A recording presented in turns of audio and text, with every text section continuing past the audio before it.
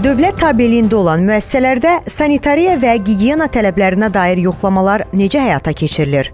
Sanitariya epidemioloji salamatlıq haqqında Azərbaycan Respublikasının qanununun 34-cü maddəsinə əsasən Dövlət Sanitariya Epidemioloji Xidmətin əməkdaşları sanitariya qanunvericiliyinin yerinə yetirilməsini, sanitariya gigiyena tədbirləri və epidemiya əleyhinə tədbirlərin görülməsini, qüvvədə olan sanitariya normalarına və qaydalarına, gigiyena normativlərinə əməl edilməsini yoxlamaq məqsədi ilə dövlət müəssisələrində bu dövlət tibb, uşaq müəssisələri, sanatoriya, pansionat, reabilitasiya müəssisələri, mənzil kommunal təsərrüfat xidməti və s. ola bilər, yoxlamaların aparılmasına və pozuntuların aradan qaldırılmasını onlardan tələb etmək hüququna malikdir. Yoxlamalar maneəsiz və planlı şəkildə həyata keçirilir. Yoxlama zamanı dövlət müəssisələrində nöqsanlar aşkarlananda onların aradan qaldırılması üçün təkliflər verilir. Nöqsanlar aradan qaldırılmazsa, inzibati tədbirlər görülə bilər. Həmçinin sanitariya qanunvericiliyinin,